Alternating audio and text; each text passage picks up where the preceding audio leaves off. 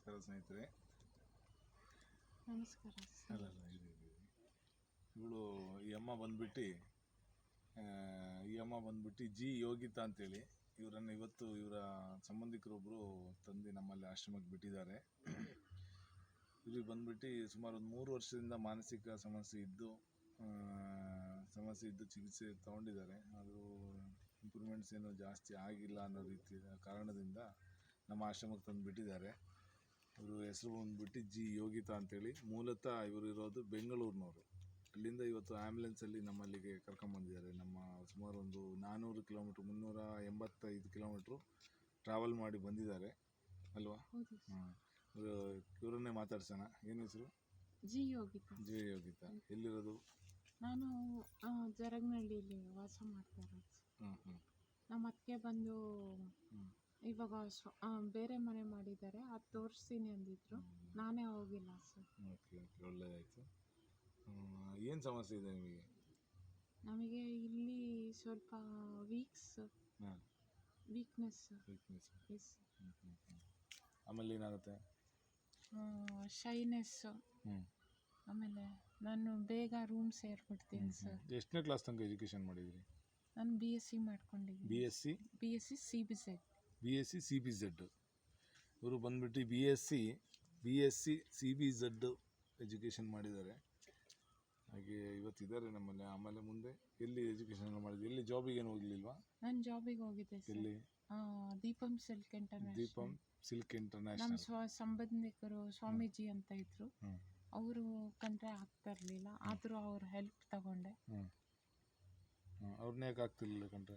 ಆ ಸ್ವಾಮೀಜಿ ಕಂಡ್ರೆ ಆಗಲ್ಲ ಸರ್. ಯಾಕೆ? ಸ್ವಾಮೀಜಿಯವ್ರು ಒಳ್ಳೆಯರಲ್ಲ. ಏಕೆ? ಏನಂದ್ರು? ಬೈದ್ರಾ? ಏನೂ ಇಲ್ಲ ಸರ್, ಅವ್ರ ಹೆಲ್ಪ್ ತಗೊಂಡೆ ಸರ್. ಒಳ್ಳೇದಾಗಲಿ. ಇನ್ಫ್ಲೂಯೆನ್ಸ್. ಈಗ ಇಲ್ಲಿ ಹೇಗೆ ಅನಿಸ್ತಾ ಇದೆ ನಿಮಗೆ ಬಂದಿದ್ಮೇಲೆ? ಈಗ ನಂಗೆ ತುಂಬ ಇಷ್ಟ. ಇವರು ಇಲ್ಲಿ ಮಧ್ಯಾಹ್ನ ಬಂದಿರೋದು, ಇವತ್ತೊಂದು 3 ಗಂಟೆಗೆ ಬಂದಿದ್ದಾರೆ. ಅವಾಗ ವಿಪರೀತ ಸುಸ್ತಿದ್ರು, ಟಯರ್ಡ್ ಆಗಿದ್ರು. ಈಗ ಸ್ವಲ್ಪ ಫಸ್ಟ್ ಏಡ್ ಎಲ್ಲ ಮಾಡಿದ ಮೇಲೆ ಸ್ವಲ್ಪ ಆ್ಯಕ್ಟಿವ್ ಆಗಿದ್ದಾರೆ. ಈಗ ಎದ್ದಿದ್ದಾರೆ. ಅದ್ರ ನಂತರ ಎಷ್ಟೊತ್ತಂಗೆ ಬಂದಾಗ ಫುಲ್ ಟಯರ್ಡ್ ಆಗಿ ಸುಸ್ತಾಗ್ತದೆ, ನಂಗೆ ನಿಲ್ಲಕ್ಕಾಗ್ತಾಯಿಲ್ಲ, ಮಲಗ್ತಾ ಇದ್ದೀನಿ ಅಂತೇಳಿ ಮಲಗಿದ್ರು. ಈಗ ರಿಲ್ಯಾಕ್ಸ್ ಆಗಿದೆ ಅಂತ ಹೇಳ್ತೀವಿ. ಈಗ ರಿಲ್ಯಾಕ್ಸ್ ಆಯಿತಾ? ಕರೆಕ್ಟ್ ಅನಿಸ್ತಿದೆ. ಈಗ ಏನು ಅನಿಸುತ್ತೆ ಇಲ್ಲಿನ ಬಗ್ಗೆ? ವೆದರು, ಪ್ರಕೃತಿ? ಸರ್ ಎಲ್ಲರೂ ನೋಡಿದ್ರೆ ಬೆರಿಬೇಕು ಅನ್ಸುತ್ತೆ. ಇನ್ನೊಂದ್ಸತಿ ಆ ತಪ್ಪು ಮಾಡಲ್ಲ ಸರ್. ರೂಮಿಗೆ ಸೇರೋದು, ಒಂಟಿತನ ಹಾಗೆಲ್ಲ ಮಾಡಲ್ಲ ಸರ್. ಇನ್ಮೇಲೆ ಬೆರಿತೀನಿ ಸರ್ ಎಲ್ಲರೂ, ಕಷ್ಟ ಸುಖ. ಓಕೆ, ಒಳ್ಳೆಯದಾಯಿತು. ಏನು ಅನಿಸುತ್ತೆ? ಇಲ್ಲಿ ಇರ್ಬೇಕು ಅನಿಸುತ್ತಾ ಅಥವಾ ಇಲ್ಲಿ ಇರಬೇಕು ಅನ್ಸುತ್ತೆ ಸರ್. ಇಲ್ಲಿರ್ಬೇಕು? ರೂಲ್ಸ್ ಆ್ಯಂಡ್ ರೆಗ್ಯುಲೇಷನ್, ಬಟ್ಟೆ ಒಗೆಯೋದು, ಪಾತ್ರೆ ತೊಳೆಯೋದು, ಆಮೇಲೆ ಶಾಪಿಂಗ್, ನಾನು ಬ್ಯುಸಿಯಾಗಿರಬೇಕು ಅಂತ ಇಟ್ಕೊಂಡಿದ್ದೀನಿ ಸರ್. ಇಲ್ಲಿ ಹಾಗೆ ಶಾಪಿಂಗು, ಪಾತ್ರೆ ತೊಳೆಯೋದು, ತಟ್ಟೆ ತೊಳೆಯೋದು, ಹಾಗೆ ಕಟ್ ಮಾಡೋದು ಸರ್. ವೆಜಿಟೇಬಲ್ಸ್ ನೀವು ಕೈಲಾಗಿದ್ದು ವರ್ಕ್ ಮಾಡಿ. Occupied sir. ಖಾಲಿ ಬಿದ್ದಷ್ಟು ಡೆವಿಲ್ಸ್ ಮೈಂಡ್ ಅಂತಾರೆ. ಹೌದು. ಅದಕ್ಕೆ ಏನು ಎಷ್ಟಾಗುತ್ತೆ ಸರ್, ವಯಸ್ಸು ಸಿಗ್ತಕ್ಕಂಥ ಅಷ್ಟು ನೀವು ಕೊಟ್ಟರೆ ಕೈಲಾಗಿದ್ದಷ್ಟು ಕೆಲಸ ಮಾಡ್ತೀನಿ. ಓಕೆ.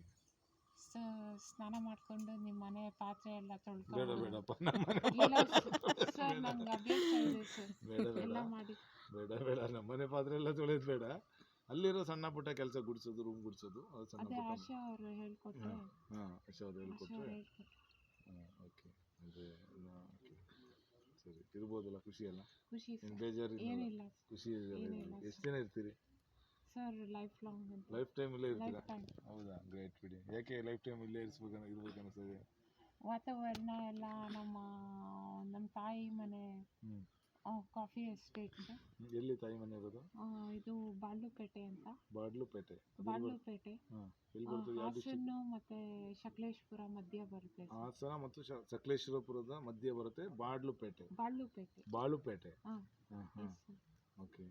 ಅಲ್ಲಿ ಏನು ಅವ್ರ ಅಜ್ಜನ ಹೆಸರು? ಅಜ್ಜಿ ಹೆಸರು ವಸಂತಮ್ಮ ಅಂತ. ವಸಂತಮ್ಮ. ಅಜ್ಜನ ಹೆಸರು BM ಬಸಪ್ಪ ಅಂತ.